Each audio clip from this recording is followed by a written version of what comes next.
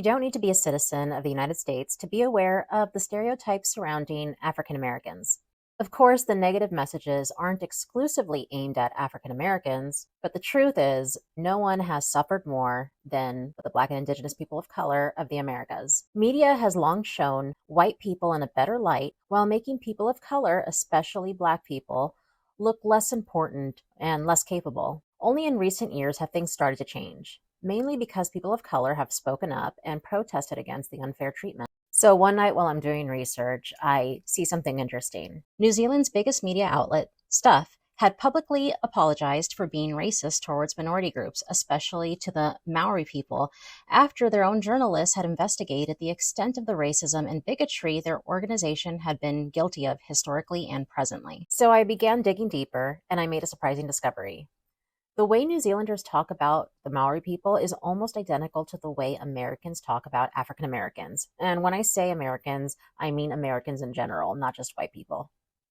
Anyway, New Zealanders use the same harmful stereotypes and show the same prejudiced attitudes towards the Maori people.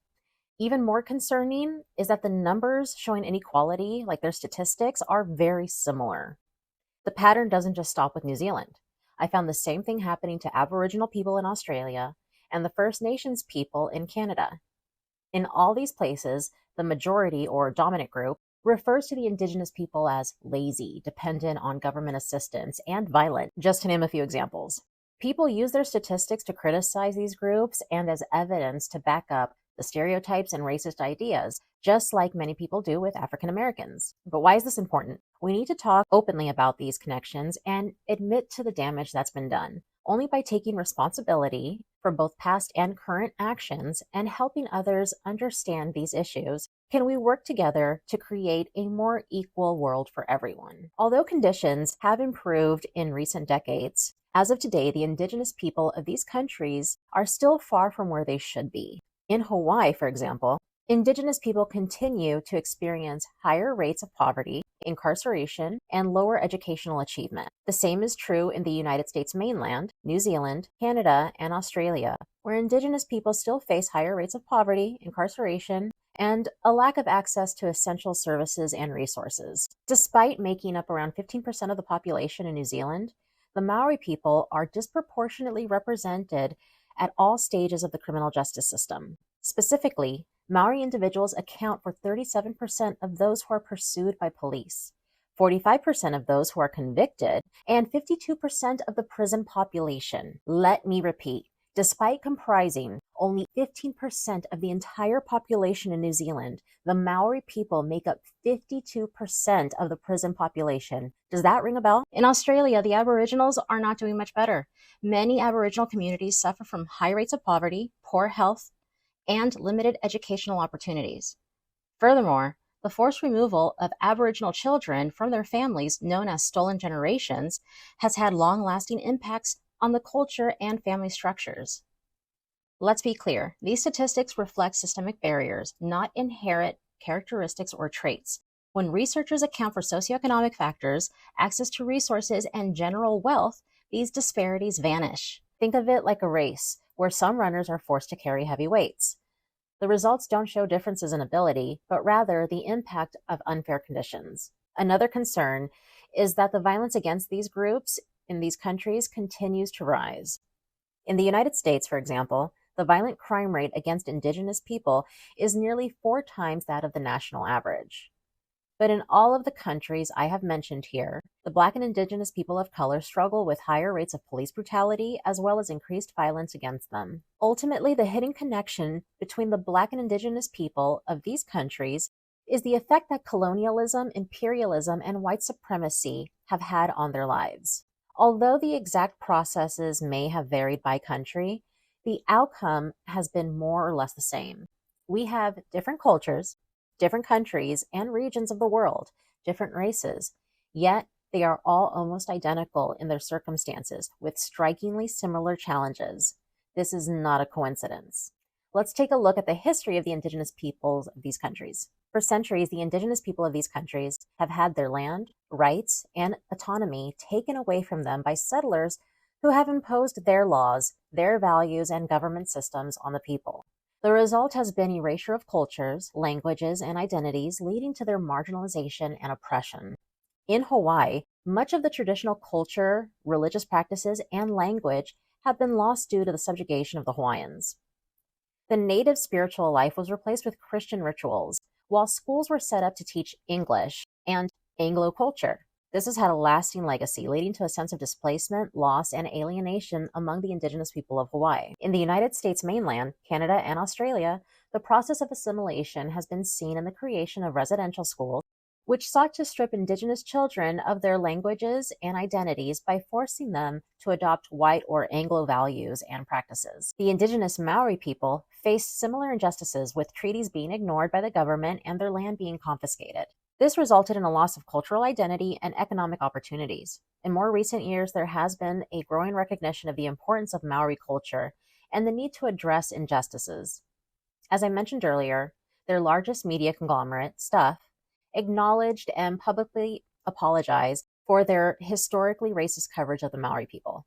This was an important step in addressing past injustices and current racism, and shows how media organizations can take responsibility for their role in perpetuating harm against marginalized groups. In many ways, New Zealand has been a leading example of what needs to be done to address racial injustice and protect Indigenous rights, but recent developments show ongoing challenges.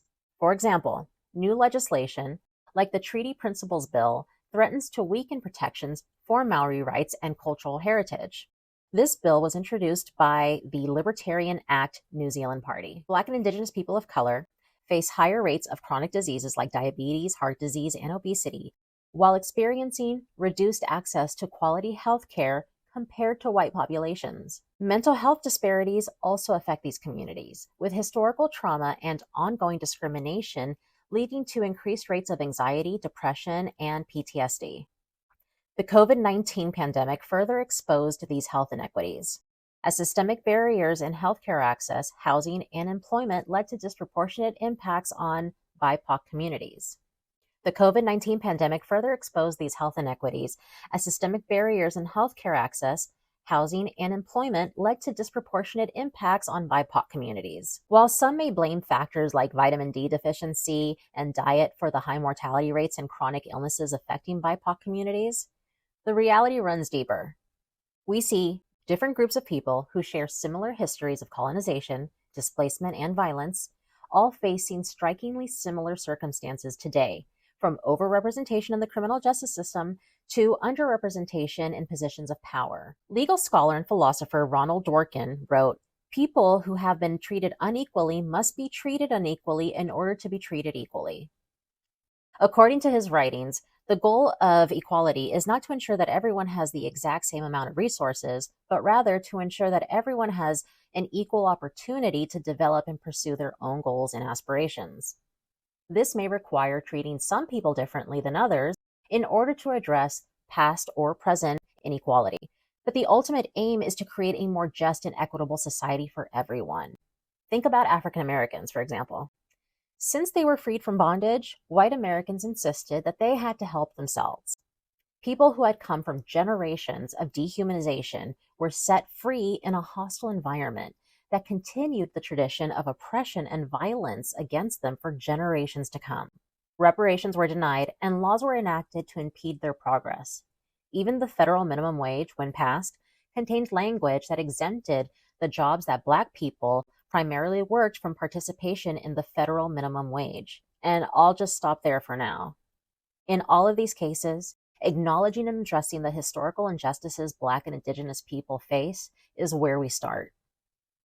That means we must accept that these groups may be treated unequally for a while until they are in a better position to compete with people who haven't had the same setbacks. Keep in mind that although it may seem unfair on the surface, this special treatment is not the same as giving anyone an unfair advantage. And that in itself, the idea of unfair advantage being given to Black and Indigenous people of color after everything that has been done to them, after centuries of unfair advantage given to the white populations in these countries, shows just how much so many don't know. It also shows the overall disregard and lack of empathy there is for Black and Indigenous people of color. And we see it in the way some will interpret discussions about the statistics of Black and Indigenous people of color as just a criticism of white people. So there's a lot of work that needs to be done. The hidden connection between the Indigenous people of Canada, New Zealand, and Australia, and the Black and Indigenous people of color of the United States cannot be ignored. And it doesn't stop with these countries. Black and Indigenous people of color throughout the world face similar circumstances and require action now.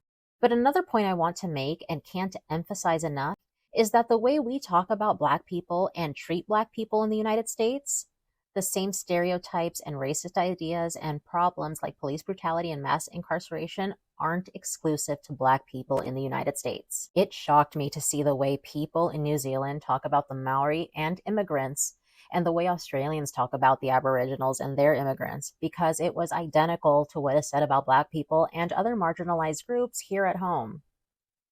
Remember, despite only making up 12% of the entire population, the Maori account for over half of the prison population. I didn't even get into the stats for Native Hawaiians. It turns out that the stats are very similar for other Indigenous groups, including Native Americans, Native Hawaiians, and the First Nations of Canada.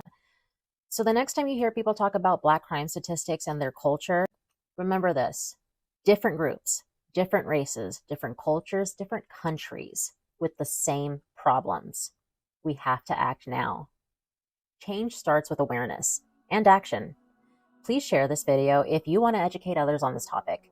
If you have any questions, feel free to leave them in the comments, and I will do my best to respond in a timely manner. And thank you so much for taking time to watch this video and for being supportive of this channel. Sources and additional resources are linked in the description, and please don't forget to like if you appreciate this video and hit that subscribe button and notification bell to stay updated on future content. See you next time.